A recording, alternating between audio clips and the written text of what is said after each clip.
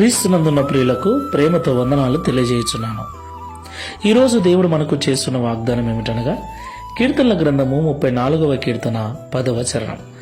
సింహపు పిల్లలు లేమిగలవై ఆకలి కొనును, యెహోవాను ఆశ్రయించు వారికి ఏ మేలు కొదవై ఉండదు. ఆమెన్. నా ప్రియమైన సహోదరి సహోదరులారా, అడవికంతటికి రాజైనటువంటి సింహము అది తలుచుకుంటే ఎంతటి పెద్ద జంతువునైనా చంపి తినగలదు. మరి అలాంటి మృగరాజైనటువంటి సింహపు పిల్లలు ఆకలిగా ఉంటాయా? ఒకవేళ అనుకోని రీతిగా సింహమునకు ఆహారము దొరకక సింహపు పిల్లలు ఆకలి కొననా కొంటాయేమో కానీ యెహోవాను ఆశ్రయించిన వారికి ఏమీ తక్కువ చేయనని దేవుడు మాట్లాడుతున్నాడు.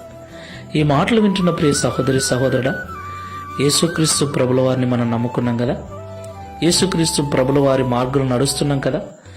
అయినప్పటికీ ఎన్నో కొరతలు, ఎన్నో ఇబ్బందులు, ఎన్నో రకాల సమస్యలు మనల్ని చుట్టుముట్టి ఇబ్బందిని కలిగిస్తూ ఉన్నాయంటే దాని అర్థం ఏంటి? మన భక్తిలో, మన విశ్వాసంలో ఏదో లోపం ఉందని అర్థం. మనం నమ్ముకున్న దేవుడు లోపభూయిష్ఠుడు కాదు కానీ మన నమ్మకమే లోపభూయిష్టమైంది. మనం చేస్తున్న భక్తే సరిగ్గా చేయకపోతున్నామేమో, మనలో ఇంకా మార్చుకోవలసింది, సరిచేసుకోవలసింది ఇంకా ఏమైనా ఉందేమో. అందుకే ఈ బాధలు, ఈ చింతలు, ఈ ఇబ్బందులు. దేవదేవుణ్ణి నమ్మిన మనకెందుకండి ఈ బాధలు? ఒకవేళ వచ్చినా అవి తీరిపోవాలి కదా. ఎప్పుడు తీరిపోతాయా అని ఎదురు చూస్తున్నాం. అవి తీరిపోవట్లేదు. దానికి కారణం దేవునిలో లోపం లేదు కానీ మనలోనే. ఆ లోపం ఏంటో ఒకసారి పరిశీలన చేసుకొని సరి చేసుకొని ప్రార్థన చేసుకుందాం.